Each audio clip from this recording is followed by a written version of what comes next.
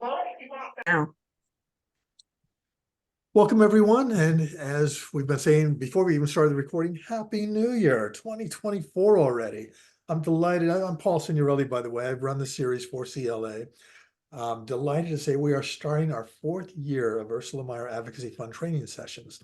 This big ugly slide that's up here is for the people that join this in the archived version, which is a reminder to you, we do tape these, and the archives are available, as you see on the link there, through the California Library Association CLA channel. I'm going to stop talking for about 30 seconds so anybody who's new to the series can read this. Then I'm going to take it down, hand it over to Patrick, and we will run like the wind or fly like the wind or whatever the right cliche is. So about 30 seconds of silence, and then we're back.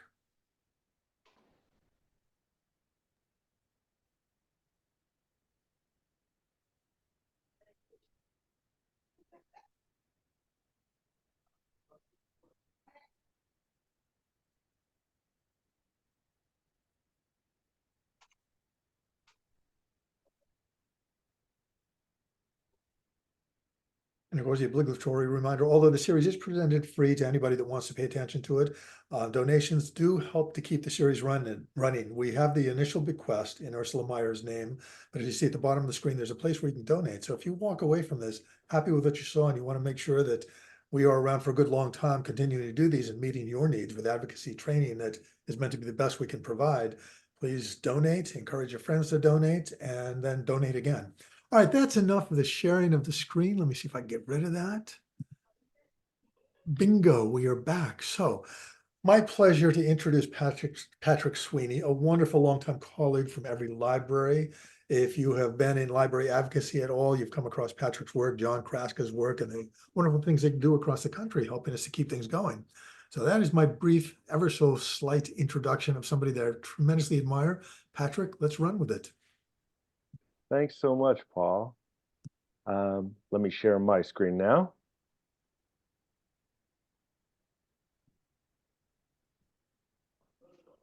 Great, perfect. Well, I appreciate you having me. These are always great fun to do. This is a lot of new material in this session that I have never presented on before, so I'm really excited to bring a lot of this out. As you can imagine, a lot of stuff has happened in the last couple of years around library and library advocacy. To my mind, I don't know that libraries have faced this large of a crisis before, between book banning, outright attacks, antagonistic library boards, people voting to defund their libraries, legislation aimed at arresting librarians. Like, we have a lot of stuff coming at us right at the moment. And I'm really excited to talk about a lot of the issues that we're facing as an industry and give kind of a larger picture of what we need to do as an industry, as individual librarians, in order to face and fight a lot of these attacks. So for anybody who doesn't know, Patrick PC Sweeney, I go by PC Sweeney on the internet only because there's a million Patrick Sweeneys on the internet, and it was just the URL PC Sweeney was open when I started my blog. So if you look for me online anywhere, LinkedIn, Facebook, Instagram, whatever, I'm PC Sweeney. I am the political director for EveryLibrary. I'm the deputy director for the EveryLibrary Institute, our 501c3. You can email me if you want, if you have any questions, at patrick.sweeney@everylibrary.org. If you'd like to put some time on my calendar to talk about an issue that your community is facing, you can do that at calendly.com/PC Sweeney. We're always open and available to help people work through any kind of the political issues that are facing their community. If you don't know about EveryLibrary, we are a 501c4 organization, which is a little bit different in the nonprofit space than your typical 501c3 that you see in most places. Donations to us are not tax deductible. We do have the EveryLibrary Institute set up as a 501c3 where donations are tax deductible, but because EveryLibrary, the C4, does a lot of our political work, direct political action, we work on legislation, we work on local ballot initiatives, we support and fund local ballot initiatives.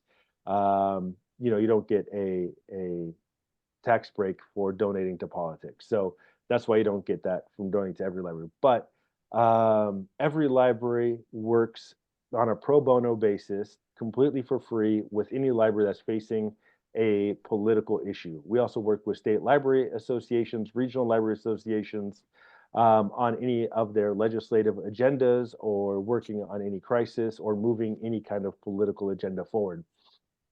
We've built a wide range of tools to help people do that. So, if you go to action.everylibrary.org, you can sign petitions for public libraries. If you want to launch your own petition around book banning, we have fightforthefirst.org. If you want to do fundraising, we have fundlibraries.org. Any actions that you take, we spend up to $1,000 on digital ads to help them get signed or get you donations. We have the nation's largest voter file of library supporters that we can utilize to take action on and support your actions. So we're here to help you in any way we possibly can. So my calendar link, my email, shoot me an email if you have any questions or want support or help later on. Before I get started, let me just talk about my own failures coming up. I was very interested in advocacy because the very first job I had was as a library manager in Lincoln, California. I graduated in 2007 and got that job. So the next year was a little rough for us because that was the recession. My first job was opening a 40,000 square foot joint use facility between the community college, the city, and the local high school. The library was the cornerstone, keystone project. When I got there, it was concrete and drywall. I got to fill it with books. I got to do all kinds of stuff. Hire all the staff, train all the staff, develop the programming, collection development, all that kind of stuff. About 8 months, 10 months into me working there, the recession hit and I had to lay off half my staff. What I thought was really interesting was that the police didn't have to lay off their staff, and why they didn't have to lay off their staff.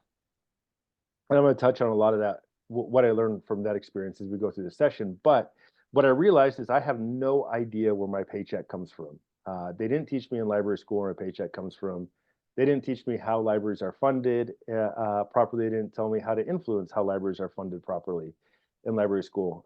So I set off to start learning. I did a lot of advocacy projects that were fun projects. That what you're looking at is the Story Sailboat, which was a boat that I took around the San Francisco Bay and doing book seating around the bay and story times in places like Pier 39 and that kind of stuff. With where we talked about the good things that libraries were doing. I also did things like the Great Librarian Write Out, where I was offering $250 of my own money to encourage people to write about libraries and non-library publications, stuff like that. I won a movers and shakers for that kind of stuff, which I'm now pretty embarrassed by because I should never have won an award for any of those things. They didn't lead to lasting outcomes. None of it was actually advocacy. It was just stuff that, I had learned was advocacy from within the industry. And when I started doing this every library work, I learned what real advocacy is, and we're going to talk a lot about that. So, I had no idea what I was doing. I should not have won my Movers and Shakers Award for the work that I was doing because it wasn't advocacy. But what we're doing now is very different. So we'll jump into all that kind of stuff. First, I wanted some ground rules to like what we're talking about within the session. Number one, libraries are not neutral. I think a lot of people know this. I think a lot of people understand this. We stand for things. We stand for issues within the First Amendment. We have stances on copyright. We have stances. We took a stance on the Patriot Act. We do have values and beliefs and codes that we work by as a profession that are political in nature. So we are not neutral.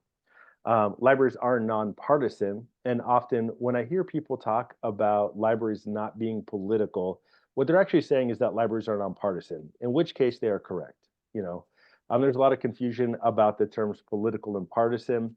I think it's very important to make that distinction. Libraries are nonpartisan, but libraries are in fact very political.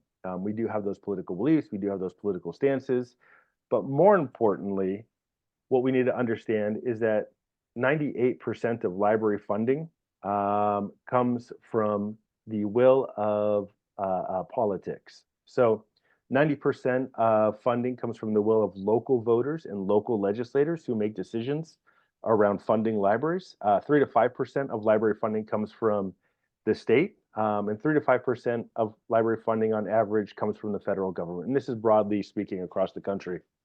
Only about 2% of library funding is philanthropic in nature or comes from fine fees and other things like that. But 98% of library funding is political in nature. It's dependent upon the will of voters. It's dependent upon the will of legislators. And so we really, really need to understand that, because we need voter support if we want libraries to stay open. We have to have voter support if we want libraries to stay open. There's no other way around it. Once we lose voter support, legislators aren't going to care. They're not going to fight for a losing side. They're not going to fight for something that voters don't care about. So then we start losing state and federal funding, which is enacted by state and federal legislators. We see more attacks like Trump coming out against federal funding for the IMLS and things like that. We need to have that voter support if we want the funding we need to do our jobs. One of the big problems that we have within this industry is that everybody loves libraries, but nobody cares. And this was something that was said to me. I went to a political conference called the American Association of Political Consultants, where political consultants on both sides of the aisle meet and talk and exchange ideas about how to win campaigns, elections, ballot initiatives, candidate campaigns, that kind of thing. And we were speaking to one of the consultants who had done like big level work. Like he had worked, on Obama's campaign, he had worked on Hillary's campaign and stuff like that. And I was like, oh yeah, we do this thing for libraries. And he's like, man, that must be really, really hard. And I was like, well, why do you think that is? And he goes, well, everybody loves libraries, but who cares? And that is, I think, the crux of our problems. Everybody loves us. People talk about us. People enjoy being around us. But will they stand up and fight for us? Do they care enough to take an action on our behalf? I think that's one of the big issues that we're seeing.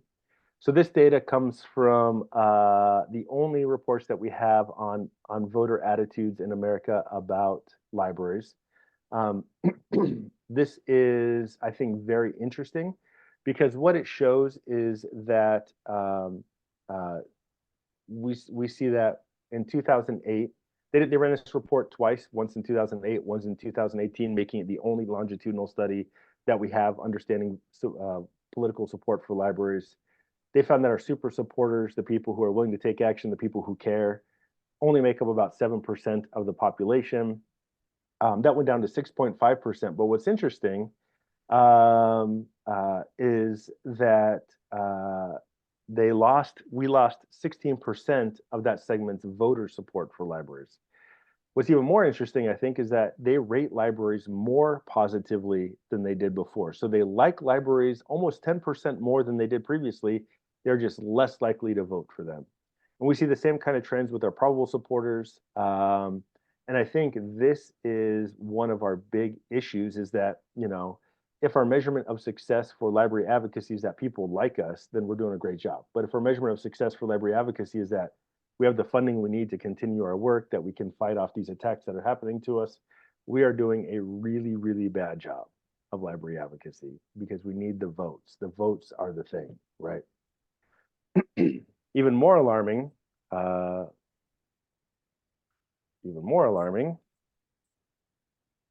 is that in 2008, 37% of American voters would definitely vote yes for the library. 37% were likely, they're like maybe voters, undecided voters, and 26% are likely or definitely going to vote against libraries. This was 2008, same study, awareness to funding, OCLC. Watch what happens though in 2018. We lost 10% of our definitely vote yes. So 10% fewer Americans are going to vote just definitely for libraries. If they see library on the ballot, they're 10% less likely to vote for it. We lost 6% of our likely to vote yes. And in 2018, we're up to 42% of Americans are likely or definitely going to vote against libraries. I don't know why we are talking about anything else in the library industry when this is the thing that's going to ensure that the library industry continues to exist. I don't care what you call your reference desk. I don't care what you call, I don't care about better collection development policies. I don't care about better programming. What I care about is how do we fix this problem? Because this is monumental. And it's our only data understanding the politics of library funding.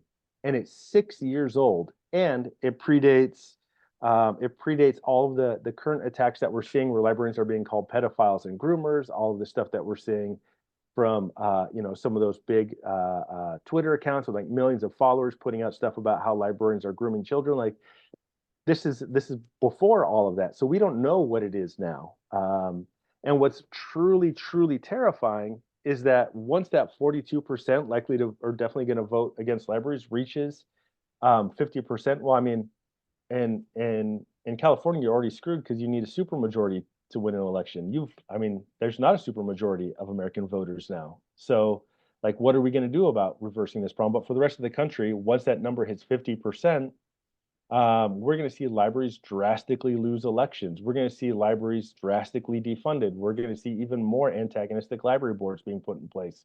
We're going to see even more legislators stepping away from supporting libraries. And this is the thing that is the end of libraries, is this voter support issue. We should not be talking about anything else. The biggest problem with this data is that it's wrong. The data that they got was very, very interesting. It was very interesting. And it was eye-opening because it was the only time that we measured political support in libraries. Unfortunately, none of the data that they had in it was useful. And what I mean by that is that, what does a super supporter look like? How do I target a super supporter with digital media or messaging or direct mail or door-to-door or canvassing or phone banking or any of the things that we use to communicate with American voters? How do I utilize any of that data? And we got nothing from that on that issue. One of the big things that we see is that the library data that we're collecting now, when I talk to people about data, advocacy data, I went to a session by the American Library Association, which I was really excited to go see because they were talking about advocacy data. I'm like, all right, great. We're getting on board. We're getting great library data or great advocacy data. And I walked in and it was just a session about sending good stories to the ALA about libraries that they could tell legislators. And that is not political data. Good political data, which is a huge, huge thing that we're missing right now, is about American voters. It is about demographics. It is about messages that activate different demographics. It helps us target digital media. It helps us target our direct mail. It helps us do a lot of the work that we need to do to rebuild voter support. Like right now, we don't know who votes for libraries. We don't know why they vote for libraries. We don't know who to talk to when libraries are being attacked. We don't have, outside of every library has the only national voter file of library supporters in the country, and even ours isn't big enough. I can't target voters to talk to them about libraries in any kind of meaningful way because we don't have the data. And we're facing organizations that have huge amounts of data, unbelievably large amounts of data on American voters. Like the NRA right now, can put the right message at the right time in front of the right people through the right medium in order to engage them in such a way that they're more likely to take action. If I spend 5 cents putting an ad in front of the wrong person at the wrong time using the wrong message, I wasted that 5 cents, right? This is one of the biggest issues that we have. And of course, getting this data is a $250,000 to $350,000 proposition. Getting this data and telling librarians about it is, a $500,000 to $600,000 proposition. So it's a big project, but it is the thing that can help save us more than many other things that we're doing. If we just knew how to talk to voters about libraries and with the right message at the right time in the right way. And we don't have it. It is unbelievable to me, and I mean unbelievable to me, that we as an industry that is 98% dependent upon political will that these are the only 2 times we have ever measured these awareness to funding studies. It's the only 2 times that we have ever measured the political will of the American electorate. That's preposterous to me. I'm not sure that anything else matters except getting this data, getting it right, and understanding how to use it. So that's why this is where I'm coming from in all of this work. We need experts. We don't have a lot of experts within the industry on politics. We don't have library schools, don't teach how to fund libraries as a basic core part of ALA accredited schools. When I graduated, the fact that I didn't know where my paycheck came from or how to influence that paycheck was, just wild to me. We don't know.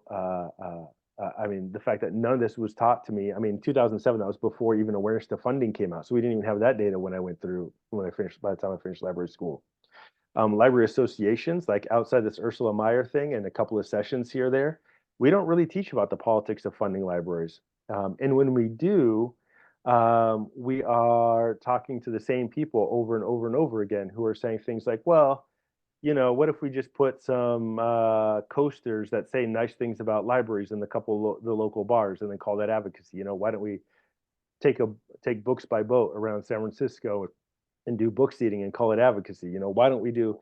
And none of that is the politics of funding libraries. None of that is advocacy. We have to get outside of the industry if we want to start learning how to do this, because we are so far behind. Library journals don't write about the politics of funding libraries. Before EveryLibrary came around, and we started doing a lot of publishing. There's a book written, I can't actually remember the name of it, it's got a long title, but Lindsay Sarin was one of the co-authors. I should have put that in my final slide, but they cited, there was a big piece of, it was a book that just talked about the advocacy environment that libraries work in. And they found that we only published 4 articles per year on the politics of libraries funding pre-2013, 14, when EveryLibrary started doing all this kind of stuff. That's when that book came out. But 4 articles a year, and the majority of the articles on library funding are about, grants and philanthropic funding. Well, that's only 2%,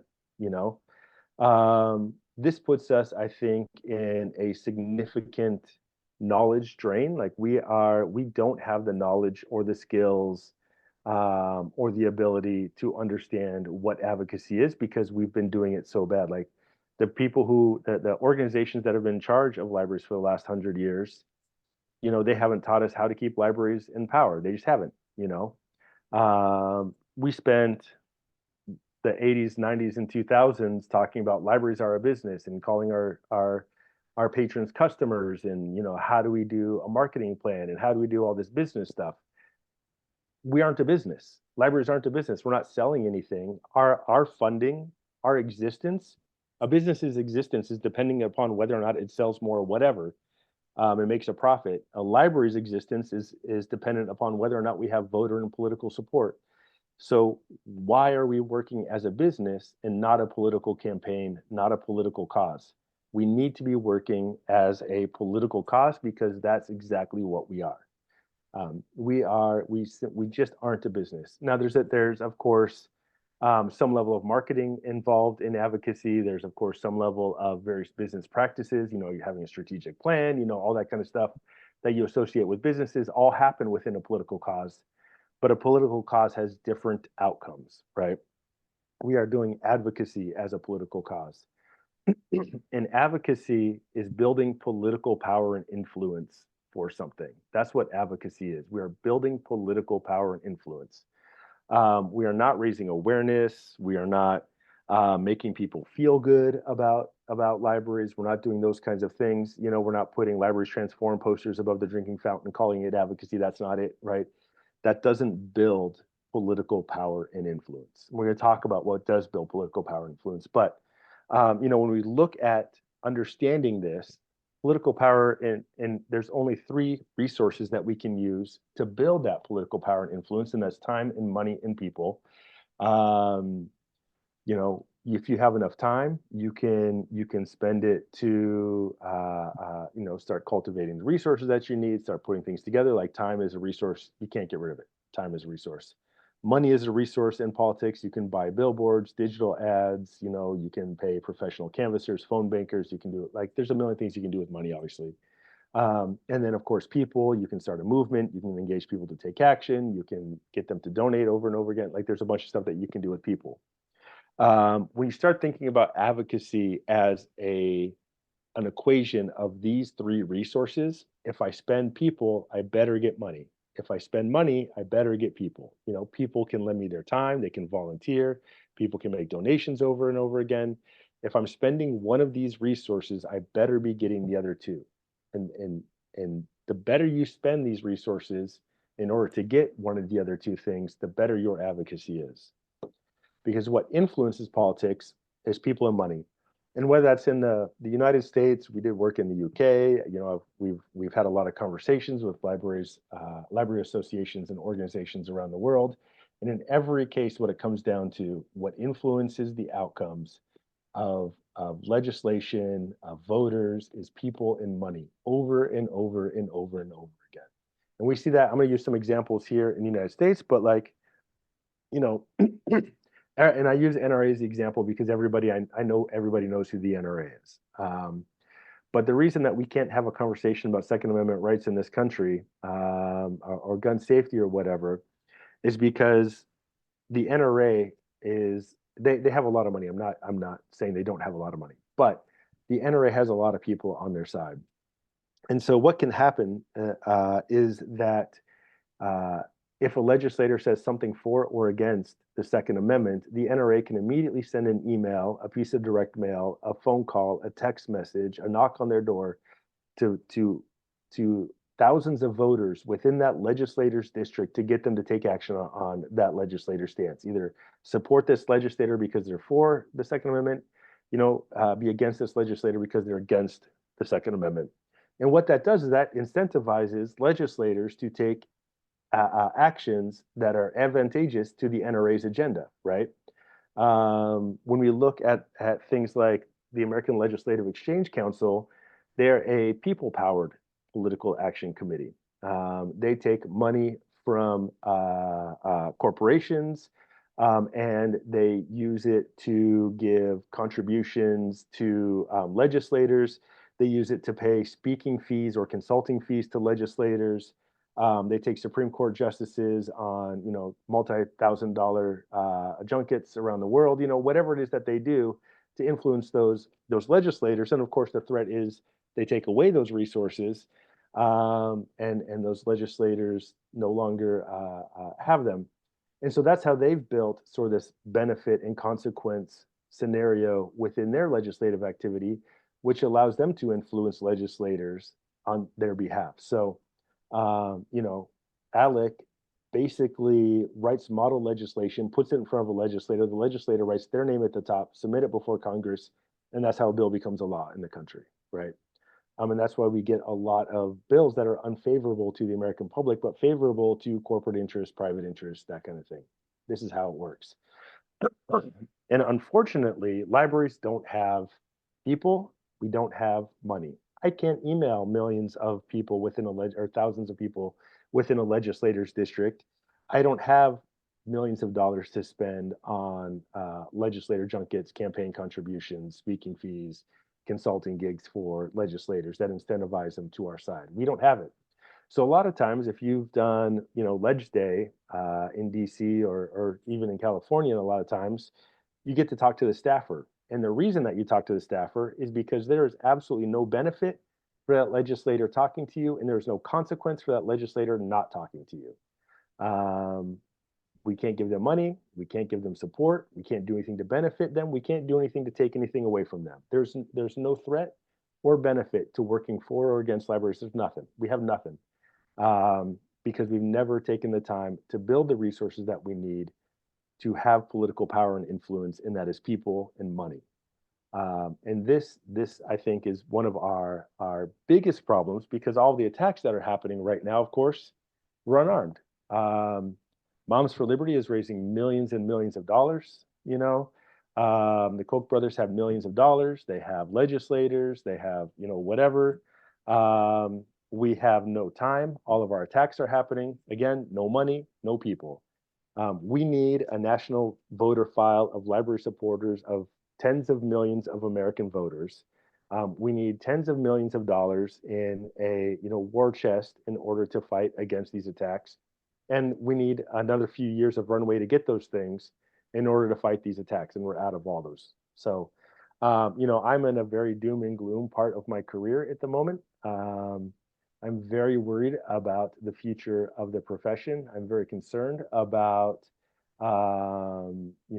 what's going to come for the next couple of years, because we're seeing the other side win more often than we are. We are even seeing them win when what they're doing isn't exactly legal, and we're going to talk about some of those things. But I think this is a major, major crisis that we're facing right now.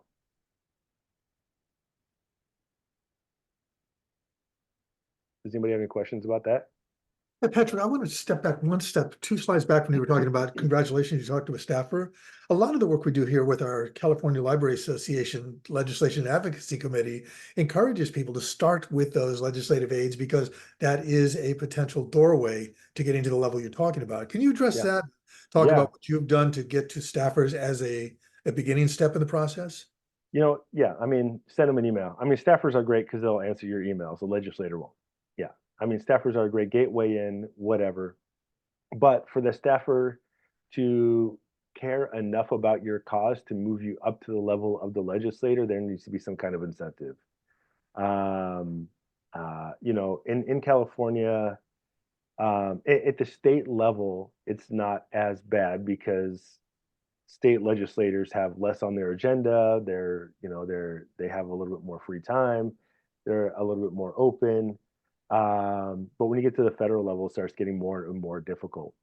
And having those relationships, not just with the staffers, but the people around that legislator, is also important. So there's like a process you can do called power mapping, where you can power map your legislator and find out the key players within their universe, and start to inform them and work towards getting some more influence over your legislators and stuff. But um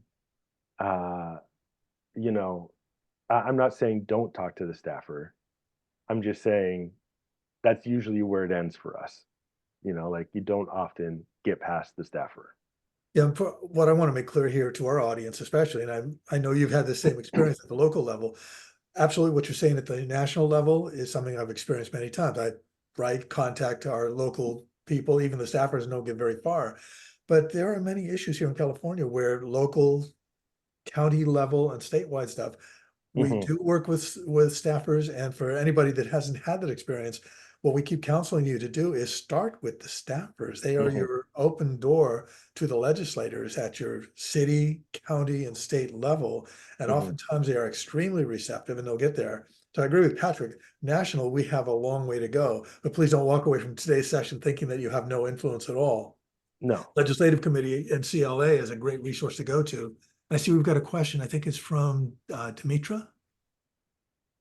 Yes, thank you. So I think, like, what's my call to action? So Leon Panetta is off it, not Leon, Jimmy Panetta used the library for an event. So we actually have a great relationship with them, but like, what am I asking for? Or what's the messaging that I even subliminally need to be putting out there so that people have an awareness that we Hmm. need their support and advocacy? Hmm. Because in their mind, we have a strong Friends Foundation that's Hmm. getting donations. We just finished a major campaign in our county where we got $63,000. Like, Hmm. there's support for the library, similar to what you saw, right? We've been voted the best library in our county for the Hmm. past 15 years. So what do I need to do to pivot all of that success to this awareness around messaging? And what is my message? Because Yeah. as far as they can see, like, things are great. Yeah. So I'm going to talk about those things. Okay. Yeah. So I'm not quite done with my doom and gloom part Okay. of my session. Problem. We'll talk about it. Okay. So, so what we need to start thinking about is that libraries libraries need to start looking at this activist model. What happens in the activist model is that if you put something out, you ask for something back. You're building your supporter list, you're building your identified list of supporters, you're building your ideological supporters, your aversion supporters, your relational supporters. And that all happens with this activist model where you're asking for something back through something called calls to action, CTAs. And you can Google those and look those up. I'm not going to dive too deeply into those. I have a lot of trainings on that, but that's a whole other like hour-long training on specifically messaging.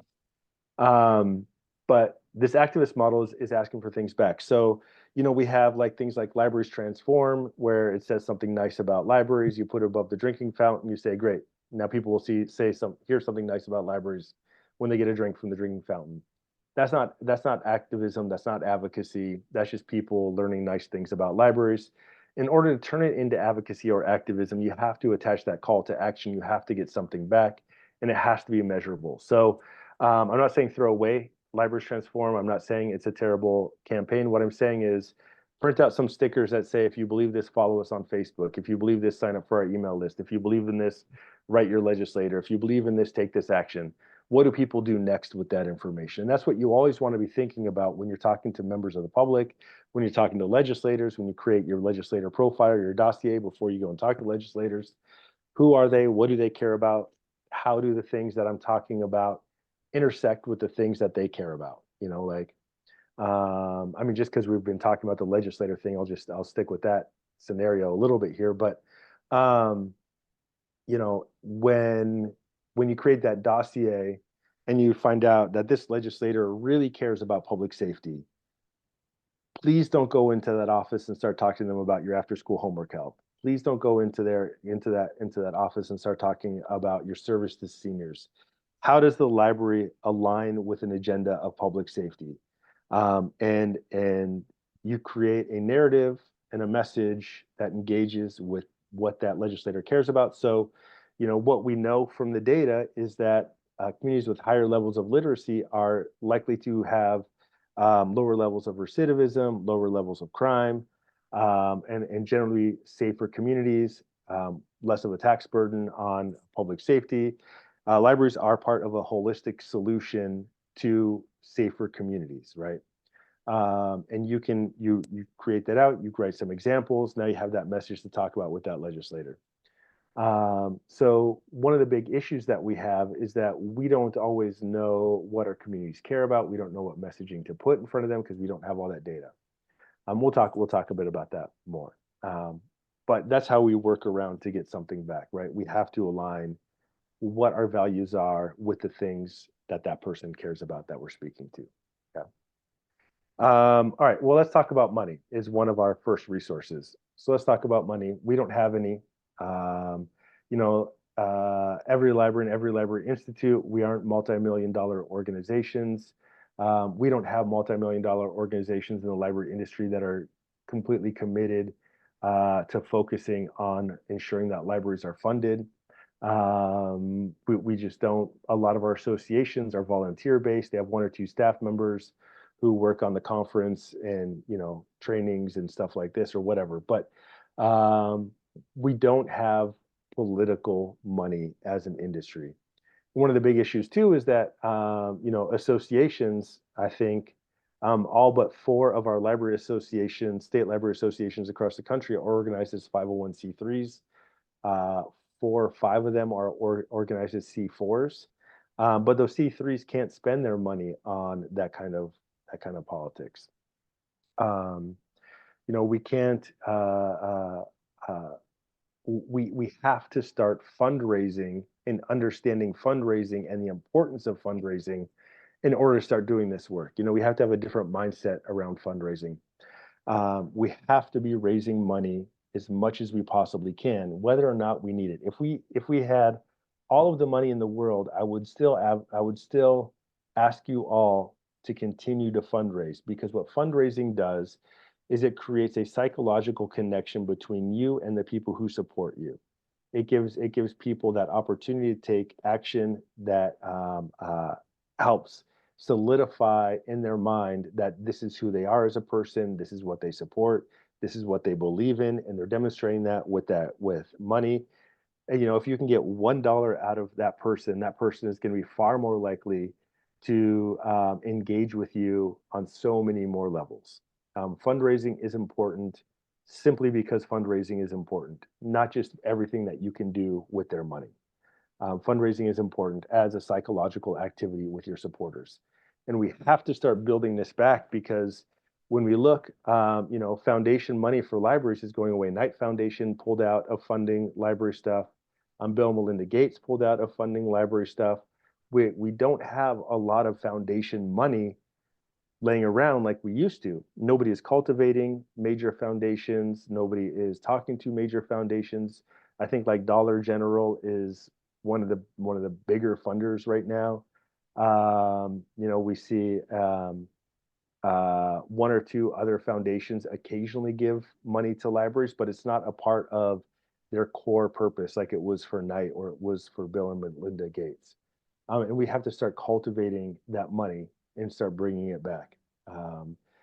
Having that foundation money is also important because people in positions of wealth and power look at what those foundations contribute to, and that helps influences whether or not people in those positions of wealth and power support the things. They really rely on foundation insight for the things that they support. We're also seeing that vendor money is gone. I don't know if you know this, but there's a huge consolidation of vendors happening. They're being bought up by private equity firms, and private equity firms, their goal is to buy a company. They own it for a year or two. While they own it for that year or two, they slash costs, they slash budgets, they increase profits to make it look like a more viable company on paper, so that they can then sell it for a profit in a couple of years. Private equity firms don't care about holding on to it. They don't care about the industry. They don't care about the outcomes of our work 20 years from now. They're not giving to a lot of our organizations the way that they used to, simply because they're not library centered organizations anymore. They're part of a private equity portfolio. And there's a bunch of people doing a lot of really interesting work at looking at this stuff. I think Stephen Abrams has looked at it. I'm totally blanking on the other gentleman names who's been looking at it a lot, but he has a great chart that shows all of the consolidations that are happening as well. We're losing that vendor money. We're also losing. We've also never really had a lot of corporate social responsibility money coming in. Again, philanthropic money, which includes foundation vendor money, the CSR money, CSR is corporate social responsibility. That only makes up 2% of library funding, so it's not a huge piece of the puzzle, but it's an important piece of the puzzle because it's again a psychological connection between those organizations. Pepsi doesn't give to libraries. Nike doesn't give to libraries. Dollar General, we're part of their CSR money. They give to ALA as part of that CSR money.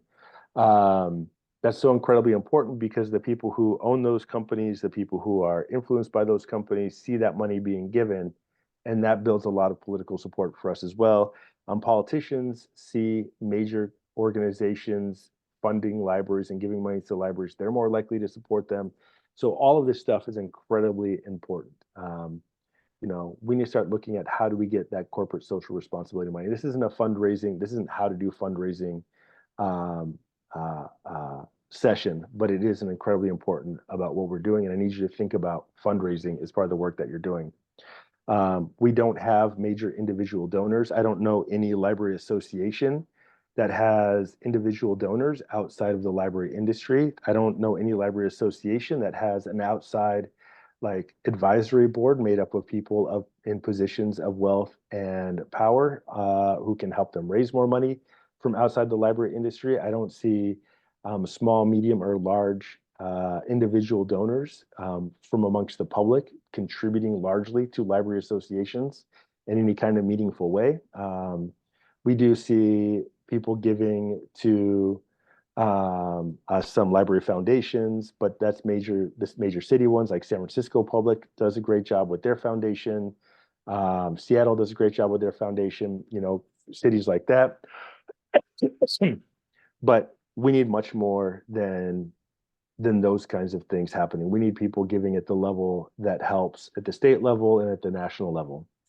One of the big things that I've seen, and one of the things that I've heard from one of the biggest complaints that I've heard from donors is that once they give money, they never hear from anybody from the library industry ever again. And I've heard this over and over and over again. If you get a donation, just as this is just completely aside from everything else, please thank your donors. EveryLibrary has given, I mean, hundreds of thousands of dollars to library associations. I think to most library associations we've sent checks to. I think we've gotten two emails and maybe one postcard in recognition of thanking us for giving, $10,000 to this library association or that one. Please, like, I hear this over and over and over again from major funders, donors. Please thank your donors. Our library associations are broke. They don't have the money. Library associations are one of the most important and key pieces of library advocacy within our industry. Like, we can't exist without strong library associations. We can't exist, like, California libraries are going to have a really hard time without CLA around, same thing with any other state. Library associations are a key and an important part of the industry and ensuring that the industry continues to exist. And they just don't have the money to do the work that needs to get done. We need to start figuring out, how do we raise money for library associations across the country? We need to start figuring out how do we do galas? How do we get that CSR money for it? How do we have library association boards that are comprised of people in positions of wealth and power who are willing to contribute, wealth and power to the organization? Library associations they're 501c3s, but somehow we don't do the give, get, or get out scenario. I don't know if you know anything about nonprofits, but if you're on a nonprofit board, or if you're familiar with nonprofit fundraising, you know that the library board is a big part of the fundraising.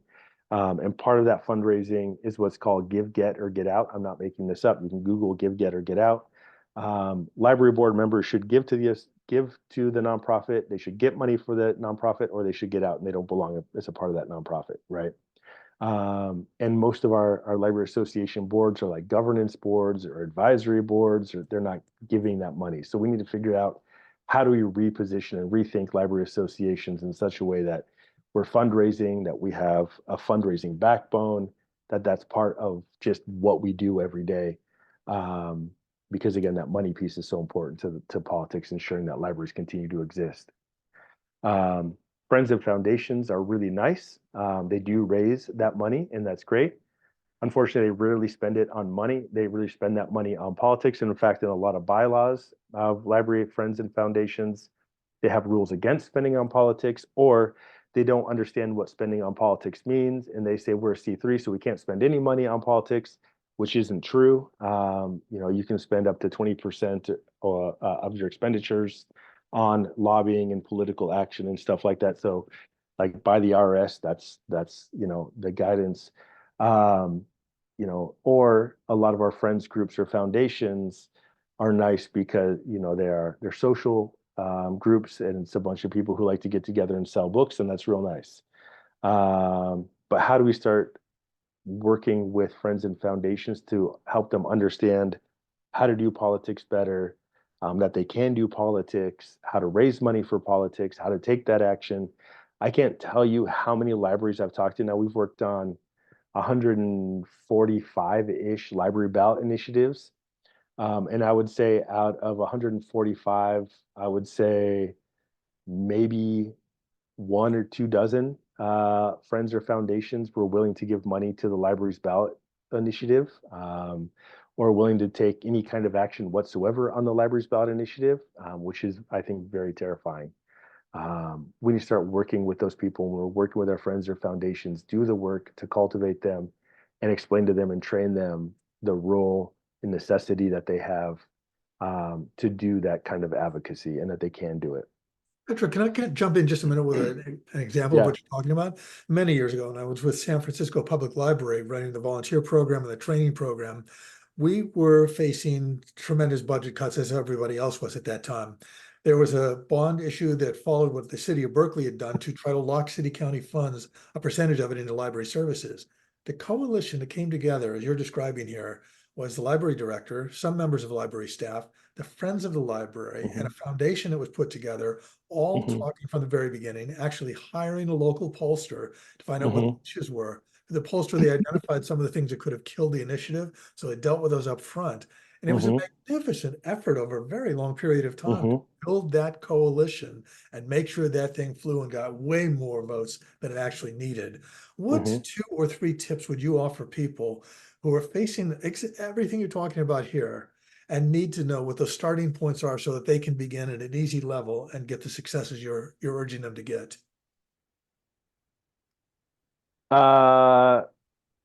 Yeah, so well, that's a very big question, though. That's not like a 2 or 3 minute question. So, um, how do I break this down into a real short answer? So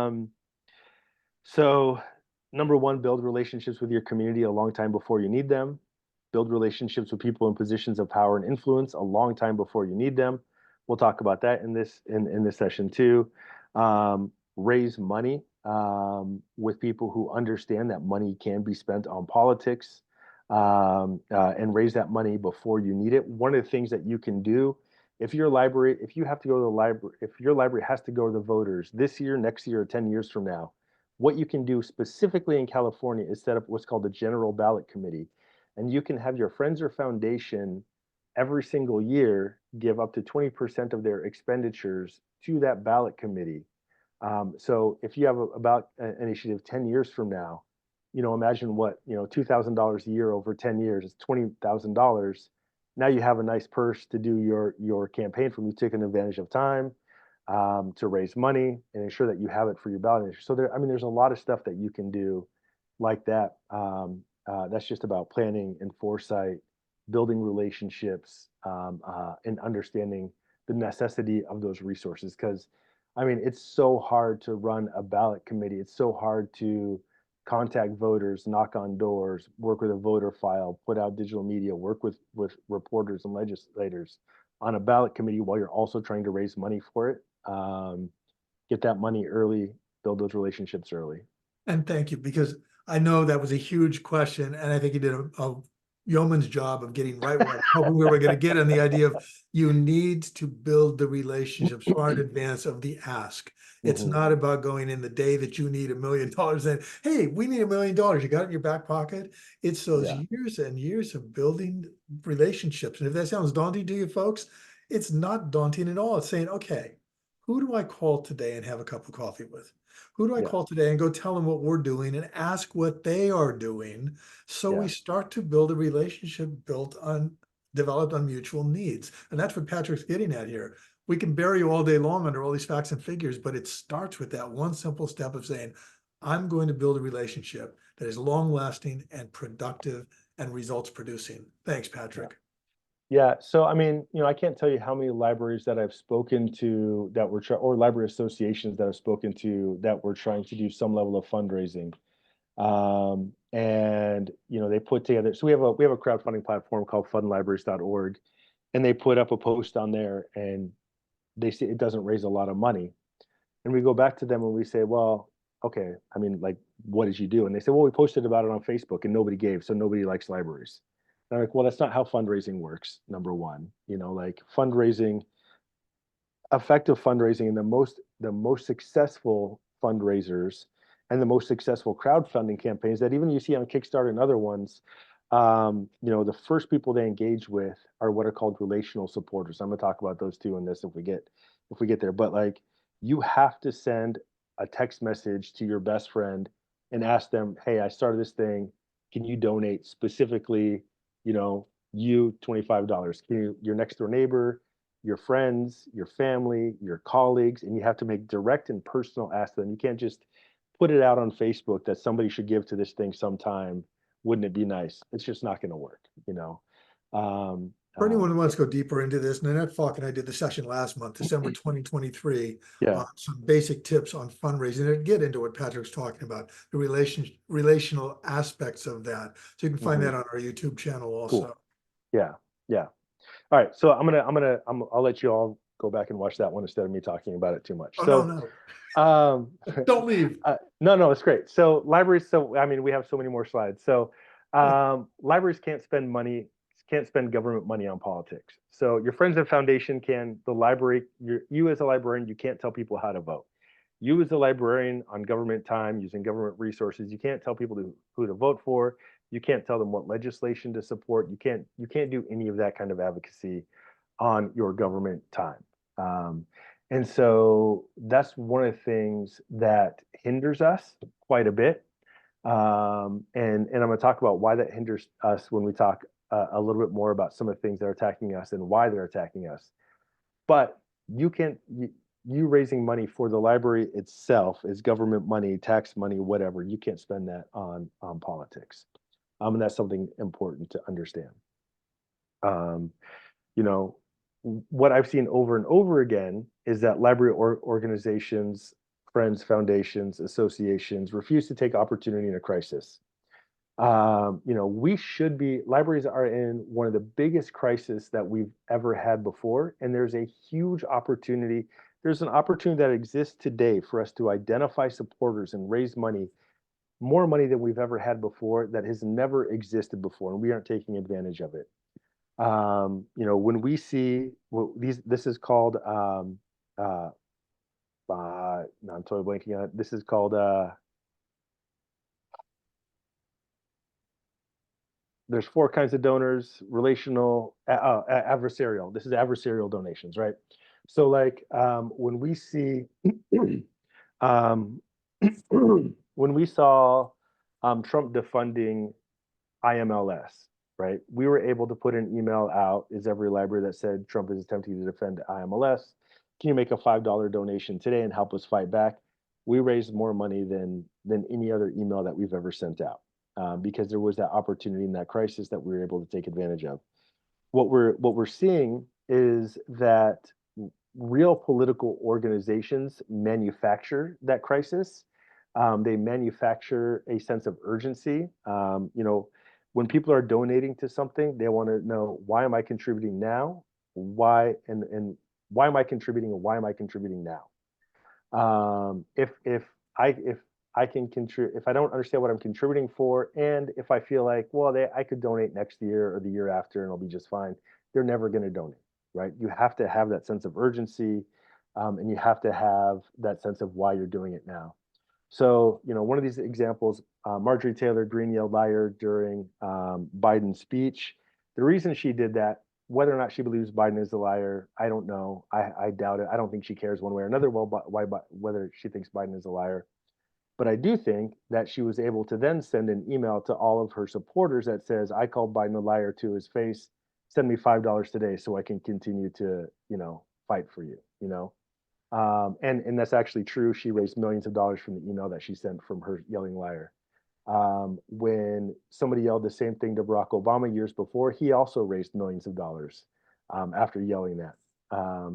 We see Moms for Liberty is manufacturing the crisis of pornography in schools, and they're manufacturing that crisis of pornography in schools in order to raise money for themselves. I don't think they give 2 shits whether or not there's pornography in schools.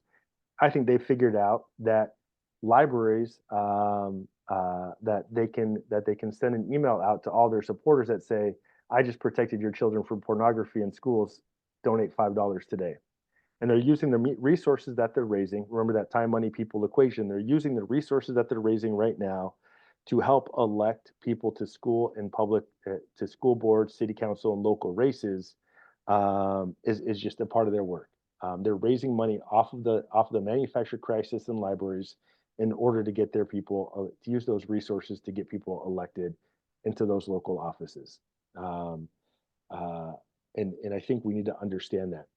I think that we also need to understand that, library associations, friends, foundations absolutely have the opportunity in this crisis to send out emails that say, we need your support, libraries are under attack, make a $5 donation today. You know, there's no reason we can't do that. Why we're not doing that, I don't understand. It should be a part of our work, is seeing the opportunity in these crises to raise the resources we need to continue to fight for our existence, right? We also don't take a lot of advantage of the role of villains. We see a lot of villains. So I don't know if you know who Christopher Rufo is. I'm going to use him twice in this presentation, but he's the one who manufactured the CRT crisis. He even says straight out that he manufactured it. This is what this tweet he just put out. This is what he's doing. He's very open about what he's doing. He's very open about the fact that he's manufacturing a fake crisis in order to utilize it to build political power and influence for his side. He's building political power and influence by raising money and identifying supporters through these manufactured crises. You know, they've manufactured CRT, wokeism, Marxism, socialism, globalism, LGBTQ, gay agenda, BLM. They've villainized all of these things so that they have something to attack, to fundraise against. Whether or not they give two shits about any of these issues, I don't believe they do. I believe they're using these issues to raise money and identify supporters. You know, we have, when the Koch brothers came out against libraries, you know, EveryLibrary was able to use the Koch brothers as the villain to raise money to help support a local library in Plainfield, Illinois, that they were trying to tank the campaign on. We were able to give that money to that local campaign to help them fight back. Unfortunately, I lost, of course, because the Koch brothers have way more money than EveryLibrary has.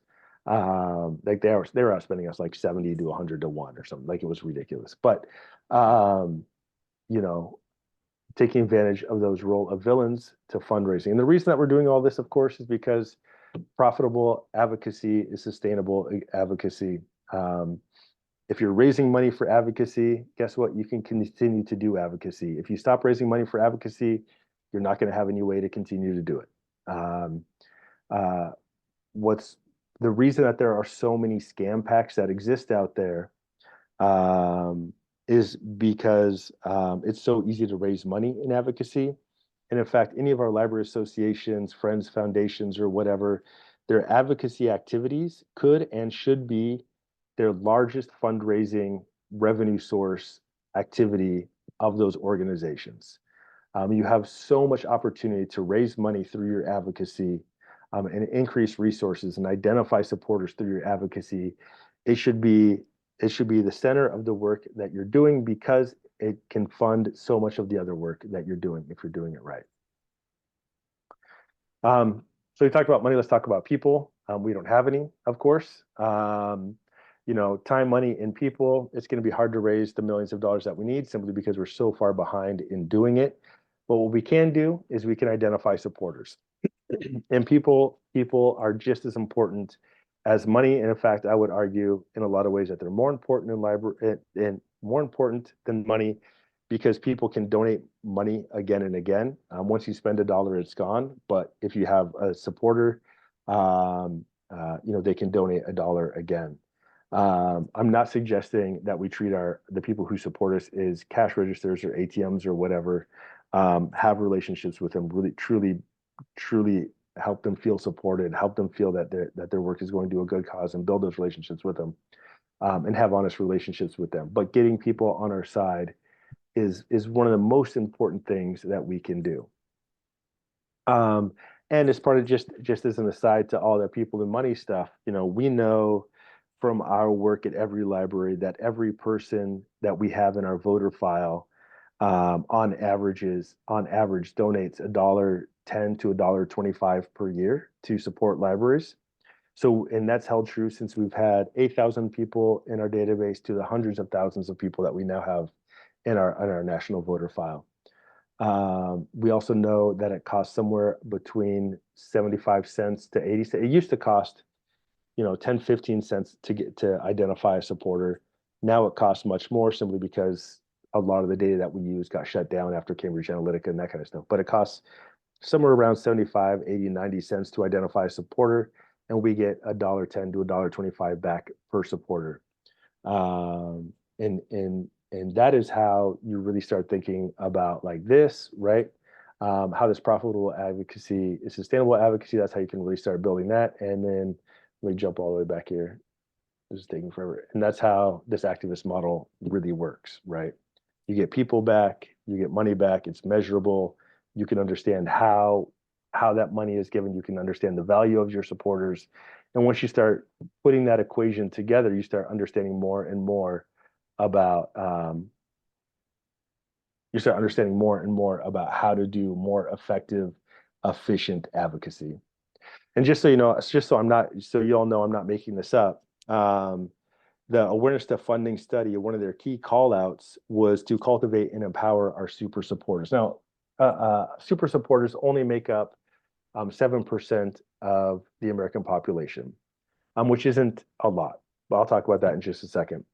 But we don't know who they are. We don't know if they're moms, dads, single parents, people without children, homeowners, non-homeowners. We don't know if they drive blue Subarus or red Toyotas. We don't know if they read Forbes magazine. We don't know anything about who our super supporters are, which makes it extremely expensive to identify who our super supporters are, which is kind of what I was hinting at previously. We have to know who they are.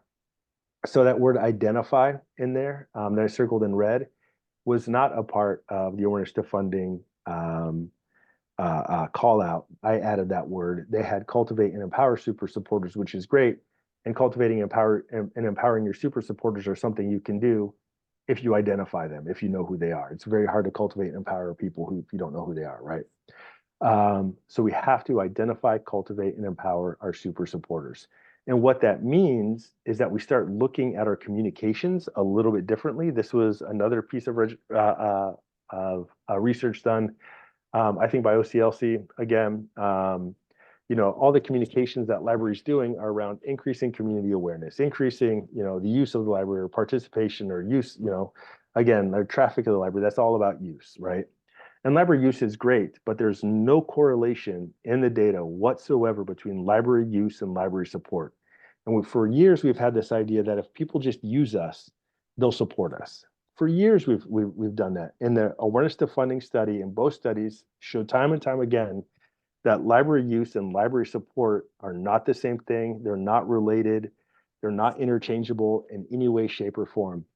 People who use the library are just as likely to vote for or against it as people who don't use the library. People who use the library are just as likely to donate or not donate to it as people who don't use the library. There's no correlation whatsoever between library use and library support. We've seen libraries win elections that had 30% library cardholder rates. We've seen libraries lose elections that had 70% cardholder rates. There's no correlation between those things. And what we need to understand is that if all of our communications is built around getting people to use the library, we are going to miss what is incredibly important to our continued existence, which is support of the library.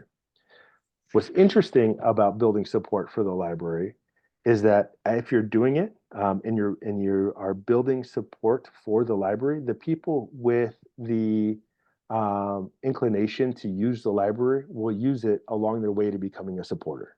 But if they don't use the library, in the end, they'll still be a supporter. So you'll still get more users by communicating for support. But in the end, you'll have more supporters as well, which means that you will continue to be funded, which means that you will continue to exist, which would be very nice for us. Patrick, can I pop you a question at this point Yeah. again? Try not to be as all-encompassing as I was last time. Recently, I've come across Joan Fry Williams again. She was the one about 10 years ago who was saying our terminology about people who use libraries is all wrong. And what she was suggesting, and everybody seemed to love at the time, was use the word members, which to me implies a level of inclusion. Is that part of the potential solution that you're seeking here, that we seek more inclusion and more ownership of the people that are aware of libraries? Yes, I would. I don't really care about whether or not somebody uses the library, so I'm not going to be like the right person to answer whether we. I'm not sure that I understand your question completely as it pertains It's to about this. terminology. If we see Yeah, supporters yeah. as members, are we traveling down a potentially positive road to getting the support you're saying we lack? I don't think it matters whether we call them patrons, customers, or members. I don't think that matters. I think what matters at the end of the day is whether or not we know who they are, we know what their beliefs are, that we're able to communicate and message with them in ways that are meaningful with them, to them, and that we can target them with messaging that is relevant to their values and beliefs that they hold about society, and we can inject libraries into that communication, right? So I know that this demographic of people care about children's education. I'm going to talk to them about why libraries are important for children's education. I'm not going to talk to them about libraries as part of public safety, going back to our other whatever. But no, I don't really care what we call them. I call them supporters, like I want to see supporters increased. Yeah. Thank you. Yeah. So we're talking about, let me jump to this slide. So we're talking about like 7% of the American public, or 6% now is, or who knows what it is now. 6 years ago, 6% of the American population were super supporters. That's great because it's above the 3.5% of the population. So there was a researcher named Erica Chenoweth who did this great research out of Harvard. And she found that actions that engage a threshold of just 3.5% of the population have never failed to bring about change. You only need to actively engage 3.5% of your community to bring about change. And this is what we're seeing with the book banning movement when, 65% of book bans across the country were enacted by just 11 people. This entire crisis is a tiny minority of Americans,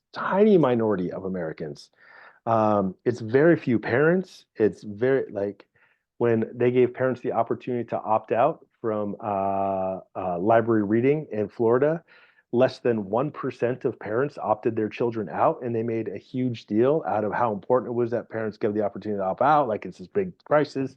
We got to keep these children away from pornography. If parents have the opportunity, they'll opt out. Less than 1% of parents opted out of library reading. This is a manufactured crisis. What they're trying to do, though, is they're trying to engage just 3.5% of the population so they can enact long-term change. And they're being very successful at doing it right now because they have. It's stunningly encouraging to hear that it takes that small percentage. What was the source of that info again? Erica Chenoweth. And if you Google 3.5% rule, you'll find it. But Thank yeah. So this works for us. Unfortunately, it also works for them, who already have larger emailable databases than we do, or larger voter files than we do, and larger bank accounts than we do.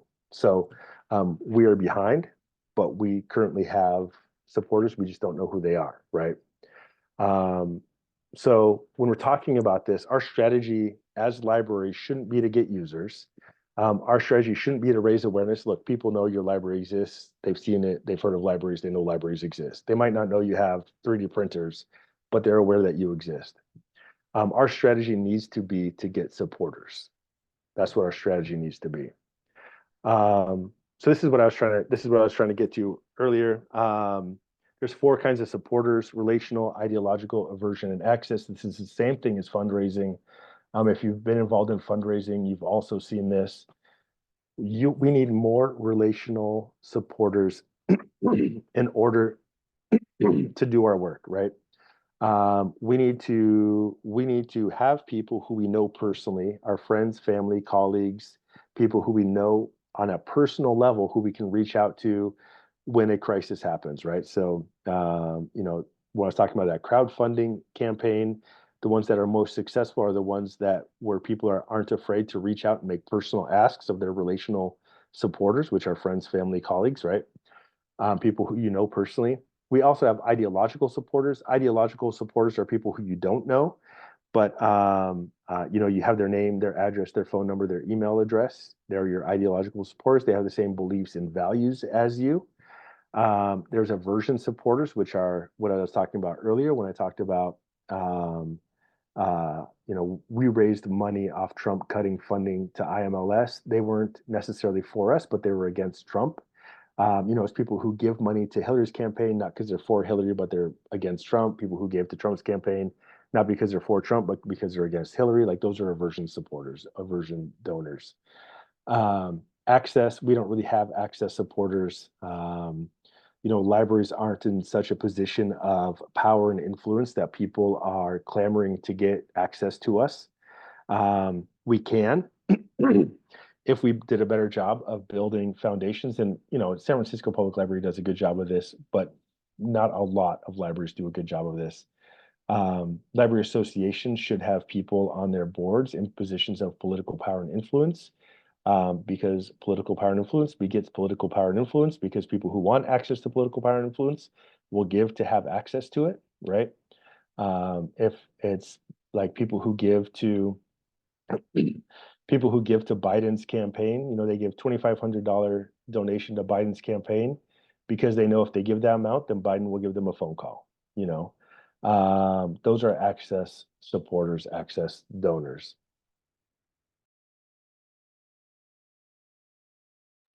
And I'm going to talk a bit about ideological supporters, but let me talk about building relationships first. Great relationships are based on mutual outcomes. I've said this a couple of times throughout the presentation. You have to know who you're talking to and what they care about in order to have a conversation with them that is meaningful, that is active, that is engaging, that gets them to come to your side. Talking to somebody about education who cares about public safety isn't going to work. You have to have that mutual outcome. You have to have that desire for a shared agenda.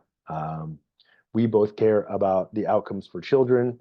Let's have a conversation about that. We both care about public safety in the community. Let's talk about that. How can we work together towards these mutual outcomes? What's great about libraries is that we're for everything. I mean, we're for public safety, we're for education, we're for, you name it. We're for business, we're for economy, we're for like so many different things, self-improvement, whatever, empowerment of people. We can build a message framework around whatever value whoever we're talking to has. Even if you don't agree with 100% of their beliefs and values, there's almost definitely one that you can find that is a shared agenda, that you can build that relationship on. Once you figure that out, like what I'm talking about right now is writing a dossier. If you're doing donor research, if you're looking to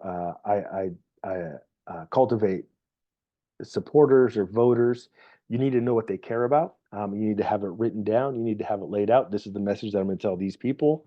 And once you have that written down and laid out, and you want to go to the next step, good relationships are built on coffee. I can't tell you how important it is to just reach out to people in power and influence in your community and just say, hey, listen, I heard you really cared about education. Can we have a conversation about what the library is doing around education, and see if there's any ways that we can work together? I'm really excited about some of the stuff that I've seen you do. The library would love to help you out. How can we help you with your educational agenda or whatever it is, right? And sitting down and having those personal face-to-face conversations to find those mutual outcomes or those shared agendas is incredibly powerful. There was a library that we went to in Colfax, Washington. If you don't know Colfax, Washington, there's like 4,000 people in the whole county. It's very small. There's one little downtown area that we went to and had breakfast at. When John and I walked in, there was that group of like good old boys sitting at the front of the coffee shop. They were in their 50s, 60s, 70s. They all had their John Deere hats on and their overalls and stuff. And we walked in our suits. They really started giving us the business. We're clearly outsiders. They're like, well, you guys work for the government, huh? And like, blah, blah, blah, we're Trump country, blah, blah. And they really razzed us. But these are the people who are the town gossips. These people know everybody in town. They have connections to everybody in town. They're socially connected. They're probably wealthy. They've lived in the community for, generations. Their families go back generations in these communities. And when we went to do the session, we talked to the library director, and we said, hey, listen, have you ever had coffee with those guys in the coffee shop? It's literally like 2 blocks from the front of the library. And she said, no, I haven't. We said, look, do us a favor, sit down and have a coffee with those guys. Just buy them all around a coffee and see what happens. And she went and she did it. And she said that was like one of the best pieces of advocacy that she has ever done. Nobody from government had ever shown up and shown them enough respect to sit at their table and have a coffee with them. Nobody had ever done it from government. So their experience with government and government things like libraries is just like whatever they heard on Fox News, or whatever they're gossiping about, or whatever they heard someone say, or whatever. They've never had anybody respect them enough to talk to them directly about the things that they care about, listen to their concerns. And now are they going to run out and like spend $1 million funding the library and doing whatever? Well, maybe, maybe not, but they're not going to come out against the library like they are going to come out against other government organizations, right? Like that first sit down and that first conversation is so critically important. It's really just sit down and have more coffee, drink more coffee with people. You just sit down. I kind of touched on this. I like what you're doing. I support what you're doing. I want to identify the library with the great work that you're doing in the community around education. How can we work together, right? It's complementary. It's open-ended. You are going there, showing them respect. That's going to go a long way to building those relationships. And this is before you ask for anything. Like this is the conversation that I want to have now, so that 3 years from now, when you need some help from them, you already have that relationship established, right? You can have educational partners, social and religious partners. There's no reason that we can't talk to religious groups. We can't endorse a religion, but we can go talk to religious groups. We can talk to governmental partners, civic partners, business partners, politicians, media. Building those relationships is incredibly important. So that's relational supporters. That's just a brief, here's what you can do for relational supporters. Let's talk about ideological supporters. Ideological supporters are people who you don't know, but for you to consider them to be your supporter, you have to have their name and some form of contact with them. So, or some ability to contact them. They are not your supporters if you don't know their name and if you can't contact them. So you have to have their name and their email address, their name and their phone number, their name and their physical address. And the reason that's so important is because you can't cultivate somebody to take action, which is how you consider them a supporter, unless you can tell them what actions to take. So you need some way to tell them what actions to take. You can do it in a bunch of different methods. Back in the 80s, 90s, library political campaigns had 3x5 cards, just like a card catalog with every single voter on it, with information about the voters, and that kind of thing. Now it's all digital. In fact, it's so digital that they broke digital.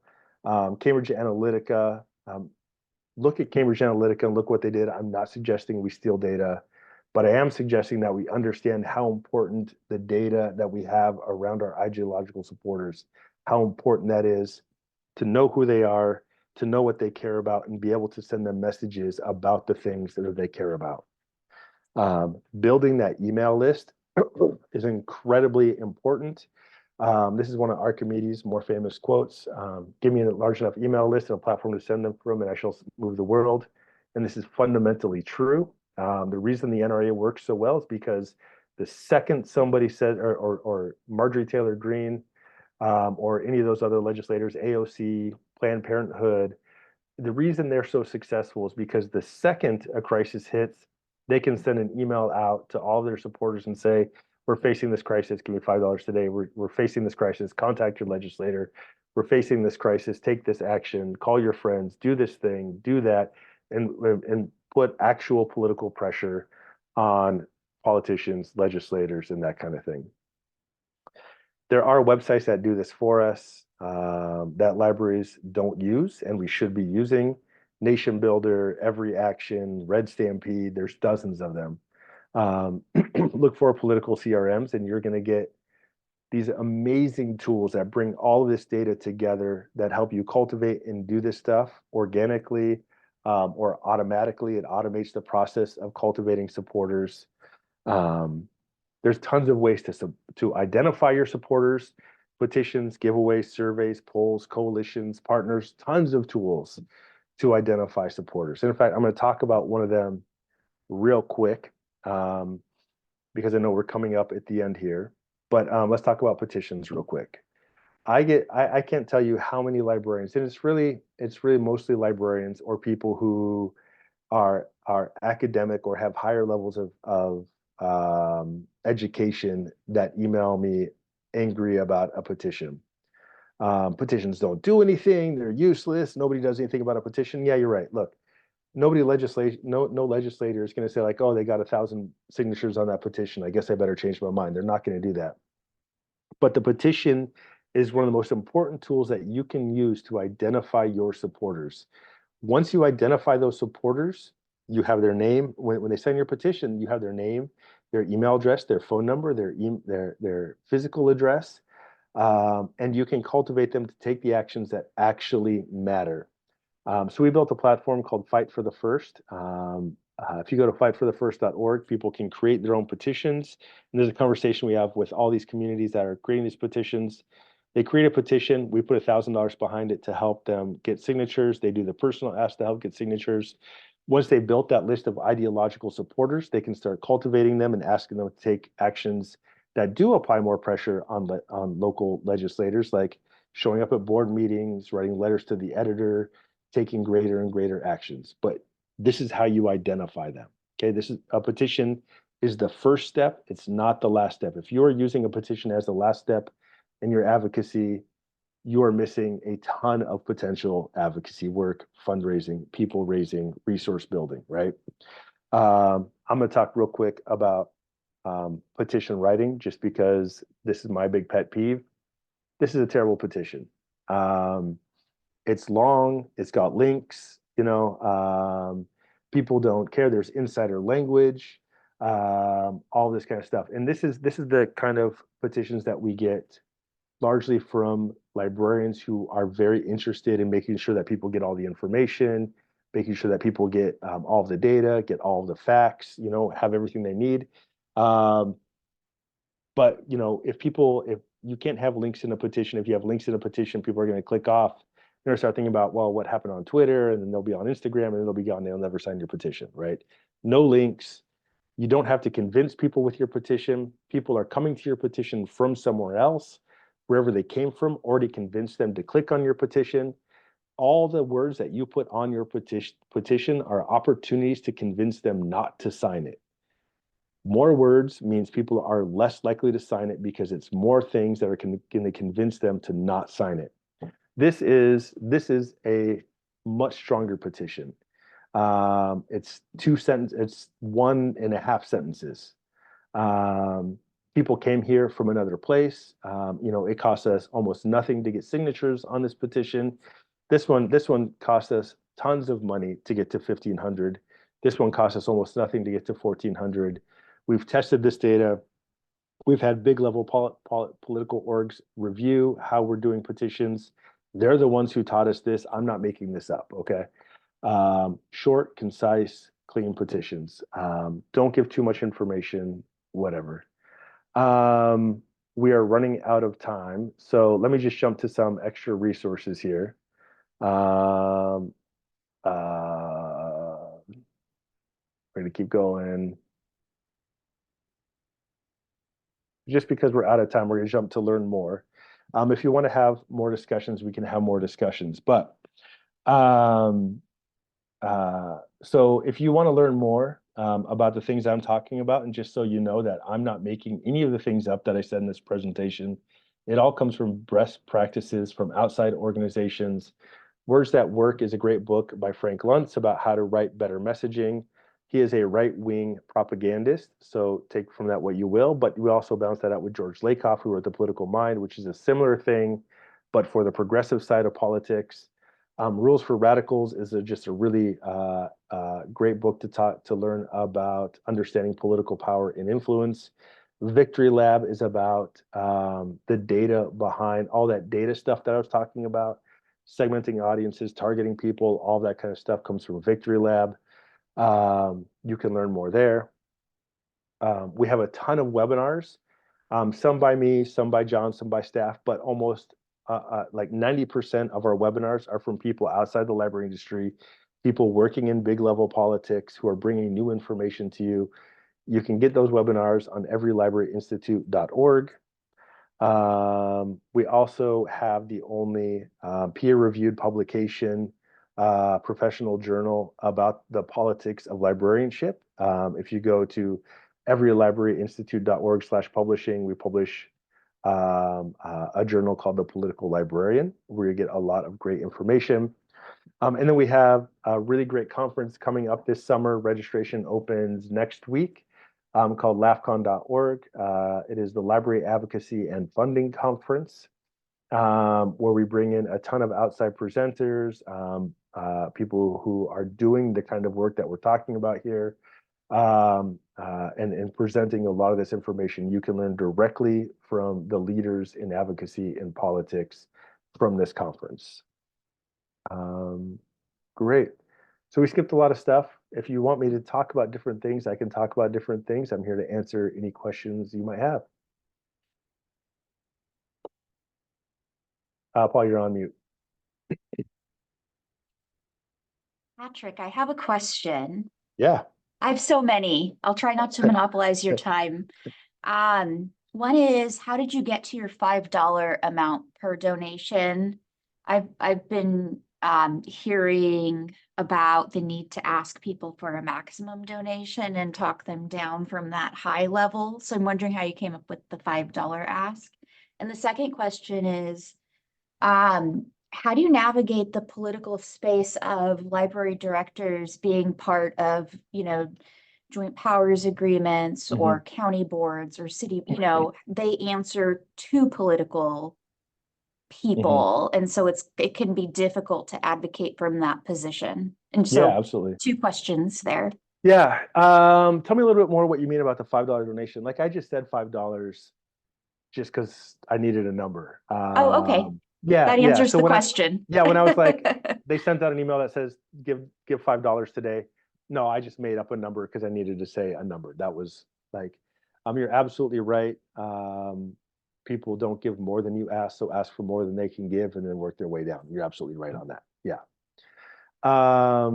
So as far as, there are a lot of things that are advocacy as far as the public library director things that we don't think of as advocacy. And I think one of the most important things, and we've seen library directors like Lance Werner, who won Librarian of the Year a few years ago, for the work that he was doing. One of the things that he was really successful at was building relationships with groups that were potentially antagonistic before they became antagonistic. And that is absolutely a form of advocacy, or identifying potential new supporters and you're building relationships with them, which builds you political power and influence. That's absolutely advocacy. Now, so he did things like I'm not suggesting everybody do this because this is a very specific talent. And I don't think I could do it. But he would show up to like the Tea Party, the Tea Party board meetings, and he would bring the library budget, and you sit down and he'd say, show me, let's have a conversation about the library budget, and ask me your questions, and let's figure this out. Let's see whatever. Again, this was a situation where nobody from government has ever really shown up at a library Tea Party event unless they're from nobody from government has ever shown up at the Tea Party board meeting unless they're from the Tea Party, right? Or they're a Tea Party candidate or something like that, or they're trying to get something from the Tea Party. But Lance showed up, showing respect, and from a place of wanting to build a constructive relationship with them in a way that no other government organization has ever done. Now, the Tea Party didn't come out and campaign on the library's behalf, but they shut up about telling people to vote against the library. And when you're doing library advocacy, you're not going to be able to get somebody who's a no voter to suddenly change their mind and vote yes. If that's your goal and objective with advocacy, is like going to somebody and saying like, you're a no voter, I'm going to convince you to vote yes. That's not going to happen. But what you can do is you can build a relationship with them in such a way that they shut up about being a no. And if they just shut up about being a no, they don't tell other people to vote against it because, they have a level of respect for you. They'll probably still vote no, but they're not raising money and expending money on a vote no campaign against you. That's just as good. And that's really the objective. It costs, well, I don't want to get into all that. So going out and building those relationships early with people in those positions of power and influence, and just having those open lines of communication where they know your face and they trust you and they believe in you. So when so-and-so says something about the library, they're like, well, no, I know Emery, that she would never do something like that. Doesn't even make sense. That's advocacy, right? And doing that as a library director, I think, is really incredibly important. Thank you so much. So it sounds like neutralizing opposition is advocacy. Yeah, absolutely. Absolutely. So Patrick, before I so ungraciously unmuted or muted myself, and that was probably the best mode for me to be in, I was going to ask you, how much more time do you have before you have to bail? Give me 1 second. Let me double check. Sure. In the meantime, while he's checking, yeah. those of you that have to bail, we'll keep the recording running as long as Patrick's talking, so you can always come back to it. And what did you find 25 out? minutes. 5 minutes? 25. 25. Oh, okay. Yeah. That's wonderful. Yeah. Let's just go at least for a few more minutes. The invitation is always there for those of you that are still with us. When we stop the formal Q&A and end the recording, say if you've got a few minutes, we always do a debrief to find out what was really useful to you and what other topics you're interested in. So other questions for Patrick? Anybody?